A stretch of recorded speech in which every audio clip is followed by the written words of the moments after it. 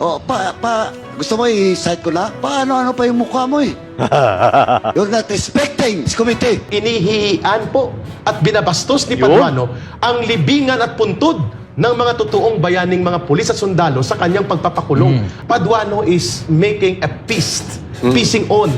Inihihian niya ang puntod ng mga bayaning sundalo at pulis na pinagpapatay nila. That is a very strong... Tunay na balita, walang kinakampiyan, sumasalamin sa katotohanan lamang. Ay! Magandang umaga, hapon sa inyong lahat. Today is December 17, araw ng Martes dito sa Pilipinas. Okay, at shoutout sa lahat ng mga viewers natin. Siyempre, yung mga lagi nanonood at umaantabay sa programa natin na Issue ng Bayan. Ating pag-usapan, everyday po yan, alauna at alas 6 ng hapon. O, pinag-uusapan po natin dito yung mga issue ng bayan. So, habang naghihintay tayo ng mga kaganapan dito sa impeachment, dito sa kay PP Inday Sara, tugunan muna natin yung mga iba pang issue kasi napakadaming issue ng Pilipinas talaga, Ms. Mariosep. O, tayo na yung hindi nauubusan ng issue sa totoo lang, ha? O, eto naman. Pero bago yan, syempre, para doon sa mga bagong pasok dito sa channel natin, ha, huwag niyong kalimutan mag-subscribe at click nyo na yung notification bell para lagi kayong updated sa mga videos na ina-upload natin. Pwede nyo rin i-like at share nang sa ganun, umabot naman doon sa mga tropa pits natin dyan kung sa Manlopalop. Okay? Attendance check muna. Attendance check muna tayo mga kayon, ha? Paki-comment dyan sa baba kung saan Lupalop ngayon naroroon at nanonood ng ating programa na Issue ng Bayan, ating pag-uusapan. Let's say watching from Canada, Switzerland, Alaska, o kaya dito sa Pilipinas naman, Luzon, Visayas, Mindanao, Cebu, Bulacan, Cavite, Quezon City, Mindanao, Mandaluyong. Paki-comment na dyan sa baba kung saan Lupalop kayo naroroon. At sa ganun, magkaroon naman din tayo ng engagement dito sa ating YouTube. O, ito na, ha? Hindi na natin papatagalin. Medyo mainit etong si Paduano eh. Mainit. Ito nga si Representative Joseph Paduano. Dahil doon sa kaka-cite in contempt niya. Neto lang. Nung huli, dito naman kaya former PIDEA Chief Wilkins Villanueva. Mainit-init yan. Papanoorin natin yan. Pero bago yan, syempre, tanungin ko muna kayo. Doon sa mga nakaraan nating upload, nandiyan dyan, punta kayo dyan sa channel natin, i-click nyo yung channel natin, tapos meron dyan mga latest video para masundan ninyo kung ano yung mga nangyayari. Kasi, ang kagandahan dito sa channel natin, pinagduduktong-duktong natin yung, yung mga video, mga clip na kinukuha natin sa iba't ibang sa mga halo-halo, sa mga mainstream media, sa mga kung saan at pinagdudugtong. Tapos binibigyan natin ng konting reaction, yung abot ng makakaya natin sa reaction. Yung reaction naman, yun na yung pagpalagay lang muna natin. Kumbaga parang reaction paper. Diba? Yung sa eskwelahan, pag nanonood tayo ng mga movie, pinapagawa tayo ng teacher natin ng reaction. So, totoo reaction lang, ha? Pero syempre, reaction yung video na ginagawa natin. Pero syempre, doon sa makatotohanan lamang. Okay? Hindi yung malayo sa katotohanan. Okay. Ito si Paduano kasi, yung nakaraan na vlog natin, na reaction natin, medyo namumuro na. Dito kaya Senator Bato. At sinabihan pa nga ni Senator Bato na kung talagang matapang siya, NPA siya na matapang, doon na siya dapat sa Mindanao. Doon, kailangan daw siya doon. Kailangan siya doon. Lahat na matatapang, usually pinapadala sa Mindanao, no? Okay. Ito naman, bakit ba? Ito, panoorin natin yung konting clip nung December 12 kung saan, ito nga si Boy Contempt. Si Kong Paduano, si Night in Contempt niya, etong si ex-PIDEA Wilkins Villanueva. Panoorin natin to. Tapos maya-maya, bigyan natin ng konting reaction. Tapos, meron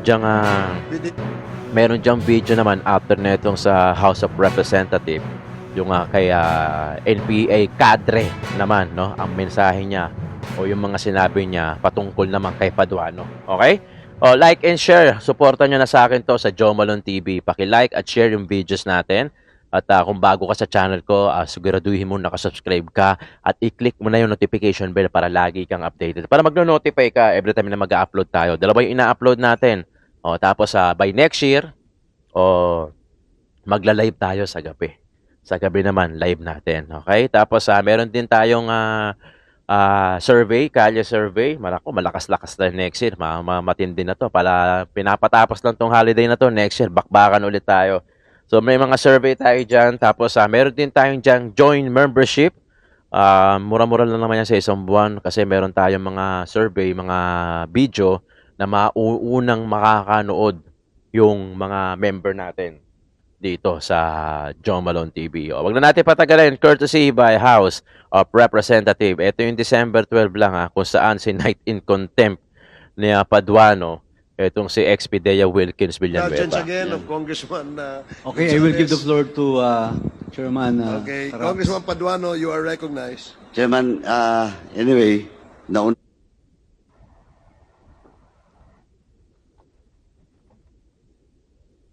lang ako ni Chairman Akop. Kasi, Panoorin nyo. General Wilkins, Yan. eto, last warning ko sa iyo, Oh. Sa nangyari, you're lying. Oh, gusto mo i-cite ko na? Paano pa yung mukha mo eh? You're not respecting this committee. And I warn you, this will be the last. Kanina nang tinatanong kita, akala mo hindi kita babalikan? Now you admit that is all about your command responsibility. Well, in fact, magtuturuan na, aserto, dinideny mo. Of course, your words against the words of aserto. Now, eto si Jed. Did you really interrogate personally, Jed Pilapil? Yun nga, Mr. Chair, hindi ko kasi maalala na kinausap ko siya. Basta ang alam ko, nasa opisina siya, Mr. Chair. Ayun And yung I problema. don't lie, Mr. Chair. You're not lying, you lie. Yes, a few minutes ago. Sarap ko. Sinabi mo na delegated, that authority was delegated to your personnel. Yes, Mr. Chair. Nung tinanong ka ni Chairman Akop, inamin mo. Question of command responsibility. Are you not lying? No, Mr. Chair. Also, Mr. Chairman, with that, I move to cite in contempt Wow. General Wilkins. Pasensyahan po tayo dito. In violation of Section C, Section 11, letter C, of our rules. So move, Mr. Chairman. Ayan. Pinagbigyan na nga kita. Oh. Yun pa ang sagot mo? There is a motion to cite in contempt Stig, di ba? General Wilkins Villanueva for violating Section 11, paragraph C. Refusal to answer relevant questions from the committee. This was duly seconded. And do I hear any objections? Hearing none, the motion is approved. Pwede ba Ayun, cite in contempt na. Di ba? Kapang, di ba?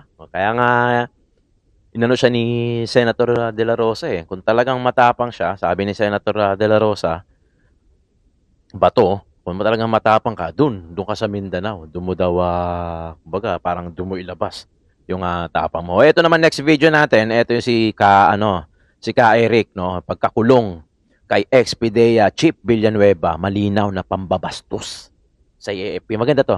O sa Armed Forces of the Philippines. Maganda to, galing kay Kadre, o kay Ka Eric. Panoorin natin, galing to sa SMNI. Thank you SMNI for wag niyo ako i-copyright, ha? Minsan iniiba natin yung boses, pinataas natin yung pitch para hindi ma-detect. Baka mamaya si YouTube naman ang mag-detect sa atin. Okay. Maya magbigay tayo ng reaction dito sa mga ibubunyag na itong ni Ka Eric. Panoorin niyo, maganda to. Medyo napanood ko na yung kalahati. ito? Nagtatanong na ngayon ng taong bayan.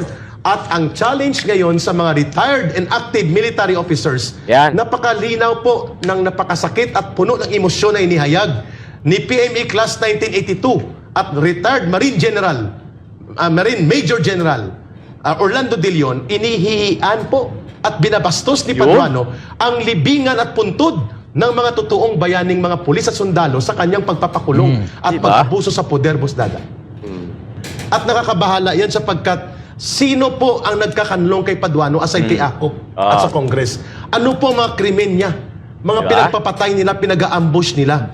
Nagpasori ba ito? Naabsuelto ba ito? Na-amnesty ba ito? These are gray area. 22 PNP of 22 police ang namatay di umado doon sa kay Paduano na yun, sa issue nila na yun. Iyon, isa pa yon. Yung war on drugs ni PRRD, katulad ng sinabi ng ng isang kongresista diyan na budol daw. At may Oo. malala pa siyang sinabi, I will identify him. Sige. Iwan ko bakit naging police general at naging abogado to si Akop. Tinawag niya na Grand Criminal Enterprise ang war on drugs ni PRRD at isa daw na Grand Criminal Conspiracy against the Filipino people.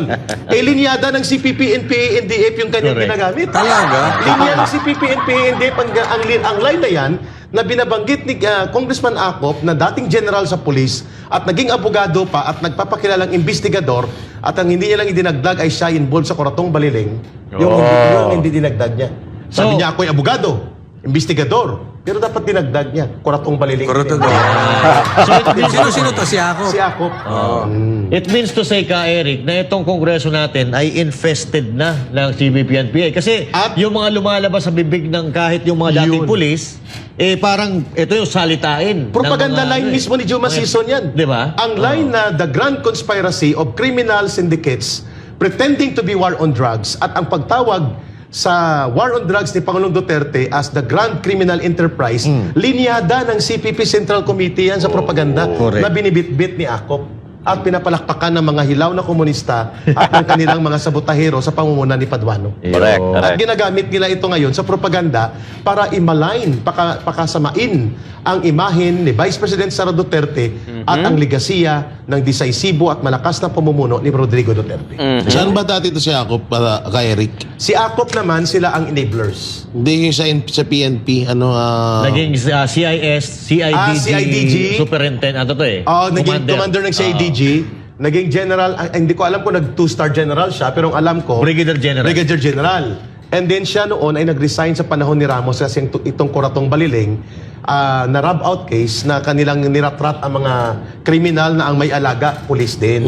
So para mawala ang mga ebidensya, ang isa dyan senador involved, nagtumatakbo, yung author ng Joint Resolution in House Senate number 10. Kung bakit may liquidation by certification. Parang kilala ko yun Oo, yung senador. ganito buhok nun Naniniwala ba kayo? sige. Mga partner, kayo ba ay naniniwala na kapag ka ang isang tao ay magaling magbintang, most likely siya yung tinuturo niya yung sarili niya. Totoo Sabi nga yan. niya, sa tuwing tumuturo ka ng isa, yung tatlong daliri nakaturo din Exactly. sa'yo. Tama. Kayo ba ay naniniwala dyan? Tama ka dyan, Boss Dada. At maganda yung tinura ninyo na binuksan nyo itong talakayan na ito. The real grand conspiracy to destroy the Filipino people and our country's democracy and to abuse the process of democratic institutions ay hindi po mga Duterte, kundi ang Kongreso na pinamumunuan ni Martin Romualdez. Yun, no? And that is the truth. Sapagkat hindi po mamamayagpag itong sila Paduano, sila Akop, itong mga CPP, NPA party list, at ang iba pang mga kagrupo, mga hilaw na komunista, kung walang pumupundo, walang nagpuprotekta, walang kumukumpas, at walang nagdedirect. Yan. So, At klaro, meron akong kukwento. Ngayon daw, ang death anniversary ni Joma Sison. Oo, tama ka. December Saktong dating mo rin. 16. Oh, Yes. Ngayon. At Congratulations. Happy anniversary. Death anniversary. At malamang ngayon ang mga komunista Sorry. at ito po ay hindi po ito lingid sa kalaman ng taong bayan. Naglulupasay po ang mga komunista, ang mga nagpapakilalang hindi kami komunista, hindi kami NPA, nang mamatay si Joma, bumaha ang luha nila sa entablado sa UP sa pagbibigay ng parangal. At ngayong gabi, ang mga komunistang mga terorista na nagkukunwaring party list ay nandun, nagbibigay pugay sa 1-year death anniversary ni Joma Sison. Kaya pala may concert kagabi. Yes, sa Malacanang. Oo. Parang nagsabay-sabay na sila no? Parang may alliance talaga. Tama yung sinabi mo Oo, alyansa ito ng mga conspirators. Tama si Boss Daday. Yung nagtuturo na gumawa ng masama sa bansa na hindi naman tanggap ng taong bayan, ay siya ngayon ang nabubulgar na gumagawa ng pananabotahe upang magkagulo ang bansa, magkaroon ng mga hidwaan pang politika, lumala ang paglaganap ng krisis sa kabuhayan at ekonomiya, at tumitingkad ang mga bangayan sa politika dahil silang may gawa. Bakit? Kapag nangyari po yan, mananatili po ang pagkontrol nila sa poder, at itong mga komunistang terorista ay mananatili po sila na sila ang magmamaniobra ng mga kaguluhan habang nagpapalakas ng armadong puwersa nila. So ulitin ko lang, Jay, Dada and Coach Oli and Master Judea, hindi sila isang grupo. Pero ang may pinakadelikado dyan na nasa bahagi ng alyansa ay ang CPP, NPA, NDF sapagkat may armadong grupo. Yes. Ito si Paduano, hindi. Wala na siyang armado, pero siya ay bodyguard na at bata-bata ng mga politiko, kagaya ng barkadahan nila ni Akop. At ang mga hilaw na komunista, pera at pundo ang nagpapagalaw sa kanila para maging bahagi ng sabotahe campaign. Nakakatakot pa dito, no? Hinahayaan ng gobyerno na mabuo at dumami sila diyan sa Kongreso. Sa Kongreso. At hindi lang sa Congress, may mga iba pa diyan sa iba't ibang panig ng government. Na samantalang noon nawala naman yan at tinugis nga yung mga yan, nagkaubos-ubos. Pero ngayon sila pa ang mga may kapangyarihan na magpakontem sa isang attorney, Isa pa yan. magpakontem sa isang PNP, General. sa isang general Grabe. na samantalang gumawa or naging bayani ng bayan natin, naging inilaan ng buhay para sa bayan natin. Nakakalungkot lang isipin na bakit pinagbigyan ng pagkakataon ng presidente at ng lalo na ng speaker na makagalaw yung mga makakaliwa na yan. Which brings to the question ngayon, Coach Oli, and Master Judea and Boss Dada, ang binanggit ang tinura ni Jay. Ito ba si Karapali Luwalhati o si Paduano ay absuelto na sa mga kasong kriminal na isinampa sa kanya? Walang record kung na-dismiss o hindi. Yan, tanong natin yan. Tanong ito Tanong natin. At kagaya ng tanong kung may 1.8 billion ba talaga? Delikado tayo dyan, Eric. Easy. Ano pwede yun? With kapag galit ka pa daw, additional, 500K.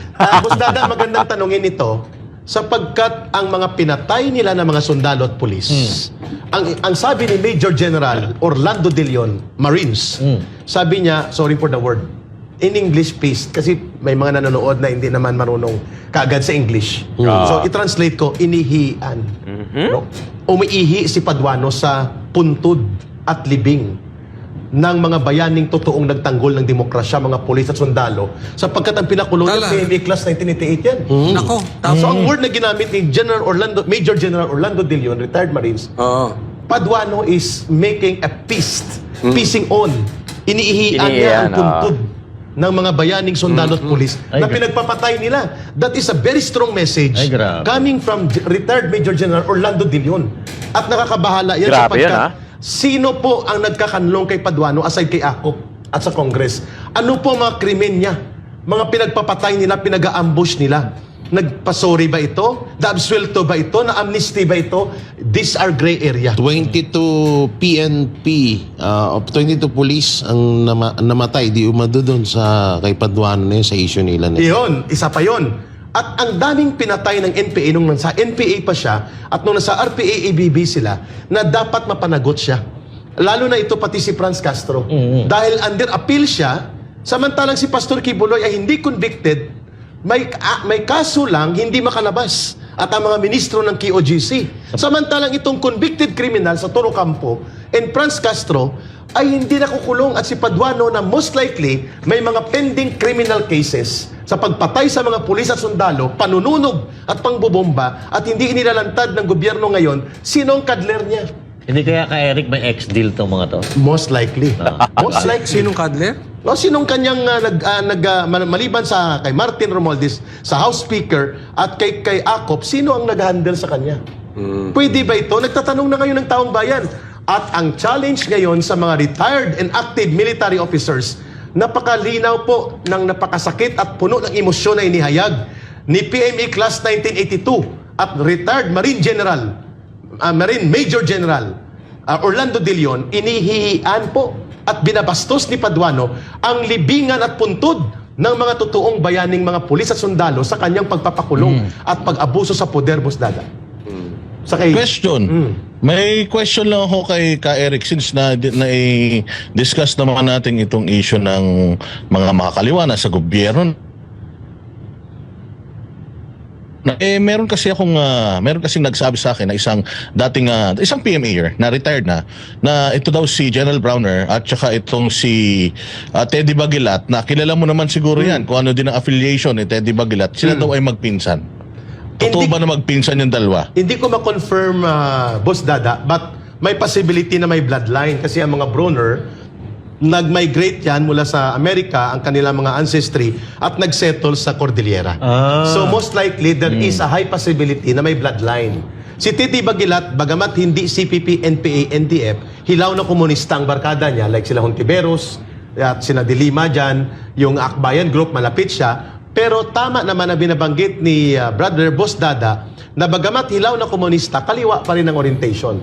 Wala lang silang direktang armado. So is there a possibility na may bloodline connection sa Chief of Staff? There is a possibility. But on the question of professional integrity of the Chief of Staff, ni General Browner, nasa sa kanya yan para kanyang patunayan na hindi siya maapektuhan ng bloodline or political influence sa mga pamilya na kanyang kalinya sa kanyang bloodline. Understood na like itong syempre. possibility na may connection siya kay former Congressman Teddy Bagilat na isang mga agitator din kalinya ng mga hilaw na komunista, dapat patunayan niya ito. At lalo na pong binabanggit, this is a big challenge for him to speak up as a Chief of Staff. Yes. Ahayaan mo ba na insultuhin ang Philippine Military Academy at ang mga graduates nito ng isang mamamatay tao? Totoo naman mamatay tao ito talaga ang grupo nila Paduano. Diyan din ako nanggaling ang kaibahan naming dalawa. Wala akong kaso na inaharap tungkol dyan. At ako po yumakap sa batas. At Grabe to maganda nga binunyag neto ni Ka Eric kay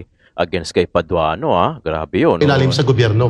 Ito hindi malinaw eh. Sino ang nag-handle sa kanya? Aside sa Congress na pinoprotektahan siya at ng kanyang late benefactor at protector na si former Assemblyman or Congressman Danding Kuhangko na wala na ngayon, sino pa sa gobyerno ngayon ni Marcos ang nagpo-protect sa kanya? So, ibig sabihin, kayo legal yung pagbaba Oo, nyo. nagbalik talaga kami. Kayo yung mga rebel returnees na tinatawag. Yes. So, ang question natin, kung paano nakalantad itong si Paduano sa At kung anong status ng mga kaso. Yun. Kasi walang malinaw na may amnesty at walang malinaw na ito'y na-dismiss ang mga kaso niya, Boss Dada. And that is the reason that the Armed Forces of the Philippines and even the Philippine National Police, si Marbel ay PME graduate 91 yan. Si General Wilkins, 88, 89, 99, nag-abot pa sila. Si Wilkins, na dating PDEA Director General sa panahon ni former President Rodrigo Duterte, ay senior, samantalang first year si General Marbel. At si General Browner ay direct junior ni General Wilkins kasi class 88 ang mga ito. Ang tanong, anong kasalanan din ni General Wilkins para ganuntuhin siya? At ang dahilan hindi nila mapiga na idiin at gawan ng kwentong kasinungalingan si Rodrigo Duterte sa war on drugs, ipinakulong siya. Ito'y napakalaking iskandalo na pwedeng sumambulat sa isang napakalaking krisis among the ranks of active and retired members of the PMA alumni group and even sa loob ng active officers, men and women sa AFP at sa PNP. Saka ito napakarami ng pagkakamali na hindi pa naipapaliwanag, no?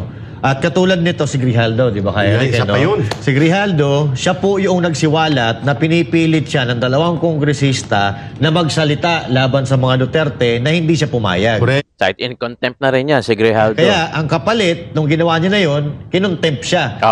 Naka-contempt na din yan. Tsaka hindi basta-basta contempt yung ginawa sa kanya eh. Pinaaresto. Siya ay nasa ospital, bagong opera, pinapuntahan doon ng mga sergeant at arms na Pinakuha. idinala doon sa kwarto na pinagdalhan kay Attorney Zulaika Lopez. Lopez. Sa House of Representatives. House of Representatives. Kung tutuusin, ito dapat kung ikaw ay matinukang tao, yung tao na yan, bagong opera dapat naka-hospital arrest man lang yan. Hindi mo doon dadalhin sa So, pero ang bida dito, Paduano ulit. Kasi siya nagpa-contempt din. Siya nagpa-contempt. At nakakaantig puso po ito. At Boss Dada, Ang nagpa-contempt doon si yung taga Babae. Tagig, yung babae. si Zamora. Yung sa Mona. Naunahan siya eh. Naunahan lang siya kaya parang pinapasa niya yung kaya nagtawanan yung nagtawanan sila kung Dan Fernandez saka sila kung Akop ata. Kasi nagtawanan sila doon kasi nga parang nauna nung babae. si Kong Paduano na papunta site in contempt na rin siguro kaya nagbibiruan sila na parang ipapasa yung corona ganun. Ang kay Paduano, si Wilkins. Ayun, oo. Ang kay Lopez, si Franz Castro. Oh, kaya nga dyan nga tayo inis na inis eh. Dyan nga tayo inis na inis ka, Eric. Kasi bawal tumawa dyan sa Kongreso. Tama? Tama. Pagka nagtatawanan kayo, nagsasalita kayo, bawal. Pero pag sila, pwede. Nagbibiruan pa sila. Nung Yes. kinontempt nila yung si Coronel eh. Mas dada, naka-experience ako niyan, Coach Oli, Nang kami kinontempt na una ako kay Ma'am Badoy na mga 8 oras. Siya kasi gabi na alas 10 na or 9, ako ay mga alas 2. So mga 8 oras akong nauna ng contempt. Ang isang nagbigay ng pananakot sa akin, si Akop. Sabi niya, baka hindi mo magustuhan ang gawin namin sa'yo. Aba? Yun talagang word niya. Huwag mo kaming pilitin gawin namin ang hindi mo magustuhan. Sinagot ko siya, so be it. If the nation will see na walang karapatan ng mga resource persons dito, gawin nyo. At si Paduano, tumayo talaga ko, Boss Dada. Sinadya ko yung nagawin. At hindi ko pinagsisihan dahil sinasabi niya na out of order na ang request ko. Ang sabi ko, very basic. Ang mga resource persons na walang abogado, hindi basta-basta kine-cross-examine dito. Kasi karapatan yan sa kasaligang batas. Manahimik. At kung ano man ang sinabi ko nung nakarang hearing na walang abogado na nag-guide sa akin, marapat ko na hingi na yun ay i-delete. Nagalit siya. Tapos nang nagagalit na siya, tumayo ako. Sabi niya, wag kang bastos. Sinabihan ko talaga siya, hindi Lagi ako naman bastos. galit yun eh. Palaging galit. O palagang Nga sa sama ng loob yun. pinaglihi sa Watusi. Parang hindi mapakali, no? Parang nilalagyan ng Sa Watusi. attitude, boy. Ang sabi ko sa kanya, hindi ako bastos. Nagpapaliwanag ako. Kaya marami po nagsimpatya noon nang tinawag ko silang kangaroo court.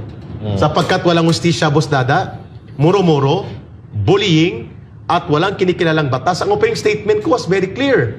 Ang sabi ko sa kanila, this Congress and this committee, you are not above the law. Yan, tama. Anniversary nyo rin ata eh. Noong December 5. Mag-iisang taon na. Isang Tapos taon. kahapon kami na-release. Isang taon ng bilis, Malay no? mo, umabol ka pa. Kaya Eric, ano na pala?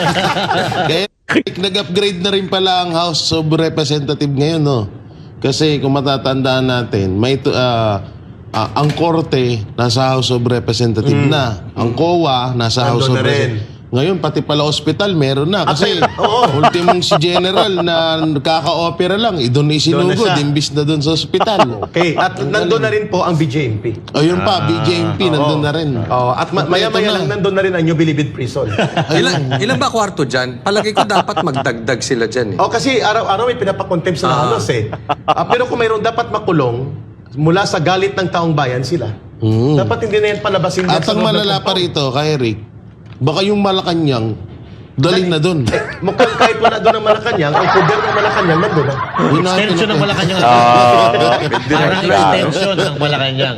Extension. So sa madaling salita, parang wala sa Malacanang ang Ang totoong presidente. poder, correct. Kundi nasa House of Representative ang Yun. presidente ng Pilipinas. Yay, ako. Mga kayon. Ang sarap lang manood sa mga ganito, no? Kahit pa paano may matututunan ka. And at the same time, siyempre yung biruan, hindi naman mawawala sa Pilipino yan, di ba? Usually naman, lagi tayong ganyan. O ito mga pamangkin, mga kayo na, itatanong ko sa inyo kung ano mga suggestion nyo naman dito sa mga narinig nyo dito kay Ka Eric sa binunyag niya na mga pagkatao ni Kong Akop at ni Kong Paduano. O, di ba? Talagang grabe na nangyayari, no? Pansin nyo ba? Pansin yung transition, yung turn of events bago matapos tong taon na to. Parang ang daming nangyari. Cite in contempt dito, cite in contempt doon. Binuhay yung EJK, binuhay yung Good Government and Public Accountability regarding sa CIF o yung Confidential and Intelligence Fund. Tapos yung War on Drugs Committee, yung sa War on Drugs, binuhay din. Dami, di ba? Parang napaka-ironic naman na malapit na yung election.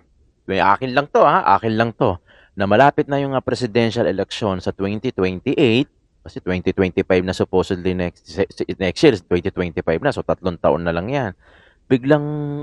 Biglang umaangat itong mga issue na to, no? Yung War on Drugs, EJK, tapos yung confidential fund, di ba? Gets nyo? Di ba? Gets nyo yung logic? Di ba? Kaya minsan, mapapaisip ka na lang biglang tayo, mga viewers, tayo, mga nag-a-analyze, nag-iipon-ipon tayo ng information, tapos pinagdudugtong-dugtong, kumbaga may sarili tayong investigation eh. Di ba? May sarili tayong investigation. Bakit? Ngayon lang, iniimbestigahan yan patungkol sa EJK, sa war on drugs, tapos in relation naman sa good government and public accountability regarding dun sa paggastos ng confidential at intelligence fund ng BP Sara Inday Duterte.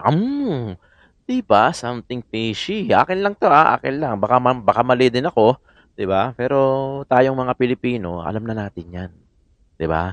Kaya nga, etong 2025 at etong 2028, lahat ng mga re-electionists, alam nyo na, huwag nyo nang iboto, di ba? Huwag nyo nang iboto dahil, magbago na tayo. Diyos ko, parang hindi, kita nyo yung nangyayari, di ba? Nakita nyo yung nangyayari sa House of Representatives, sa Senado, sa Pilipinas, sa government natin, di ba? Nakakalungkot at nakakatakot. Parang kahit sino na lang pwedeng, alam mo yon, 'di ba? Parang hindi na safe, no? Parang hindi na safe. Talagang hindi na safe, 'di ba? Kasi kahit sino-sino na lang, 'di ba? Mga kayon, maraming salamat sa pagtutok dito sa programa natin, Issue ng Bayan, ating pag-usapan sa Joe Malone TV. At paki-comment na lang dyan sa baba kung saan kayo lupalop naroroon at paki-like and share na lang sa mga kamag-anak ninyo etong video natin, lalong-lalo na sa mga kapwa natin, DDS supporter. Dalawa lang po ang sinusuportahan natin sa ngayon. Si Isko Moreno para sa pagka-mayor ng Maynila at BP Sara Inday Duterte para sa pagka-presidente sa 2028. Kung meron man madadagdag dyan, aking pinag-iisipan pa simula ngayon hanggang ngayon. May mga pinag-iisipan pa ako kasi hindi naman ako basta-basta sumusuporta sa mga... alam ko, hindi natin personal na kilala yung mga yan. Pero in our part o in our end, pwede tayong mag-conduct ng personal na investigation para malaman natin kung sino yung mga dapat nating suportahan. Yun ang dapat ginagawa ng bawat botante. Hindi lang basta tayo nadadala sa ayuda. Okay lang, walang problema, tanggapin nyo. Total, pera naman din natin yan, ginagastos nila. Di ba? Pera din naman natin yan, tanggapin nyo. Pero pagdating ng botohan, alam nyo na kung sino dapat yung iboboto nyo. Kaya wag na wag nyong kakalimutan mag-conduct kayo ng sarili nyong background investigation sa lahat ng mga politiko na gusto nyong iboto. Napaka-importante nun. Nasa ganun, hindi tayo maligaw-ligaw. Kasi tayo rin yan Tayo rin ang may kasalanan. Tayo rin ang boboto sa kanila. Tayo rin ang magluluklok. Gawin na rin natin tama. Diba mga kayon? Maraming salamat Joe Malone TV. Issue ng Bayan, atin pag-usapan.